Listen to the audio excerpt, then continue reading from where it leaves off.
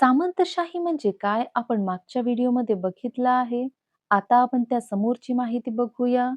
प्रजेचे रक्षण करणे, आपल्या प्रदेशात शांतता व सुव्यवस्था राखणे, राजाच्या वतीने न्यायदानाचे काम करणे आणि राजाच्या मदतीला जाणे इत्यादी प्रकारची कामे सामंतांना करावी लागत.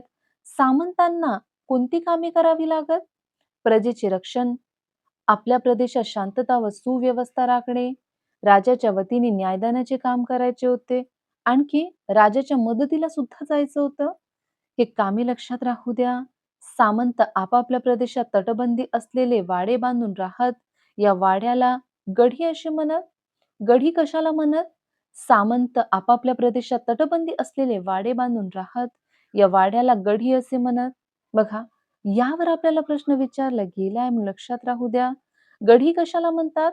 सामंतांच्या तटबंदी असलेल्या वाड्यांना गडी असे म्हणत. या गड्यांमधून ते आपल्या प्रदेशाचा कारभार पाहत. या ठिकाणी आपल्याला गढी दिला आहे. या प्रकारे सामंत तटबंदी असलेले वाडे बांधून राहत. त्याला गडी म्हणतात. या प्रदेशातील शेतकरी व कष्टकरी लोक सामंतांच्या वर्चस्वाखाली असत. सामंत सामान्य जनतेचे मोठ्या प्रमाणावर शोषण करत. शेती उत्पन्नाचा मोठा वाटा ते शेतकऱ्यांकडून घेत असत. कालांतराने त्यांच्या जमिनी सामंतांनी बळकावल्या.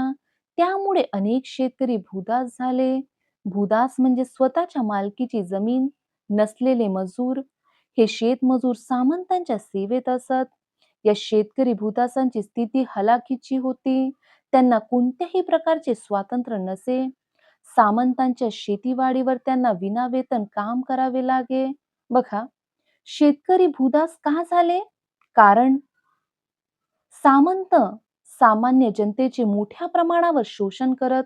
शेती उत्पन्नाचा मोठा वाटा ते शेतकऱ्यांकडून घेत असत. कालांतराने त्यांच्या जमिनी सामंतांनी बळकावल्या. त्यामुळे शेतकरी भूदास झाले. हे लक्षात राहू दे, महत्वाचं आहे. भूदास म्हणजे स्वतःच्या मालकीची जमीन नसलेले शेतमजूर. हे सुद्धा लक्षात राहू द्या.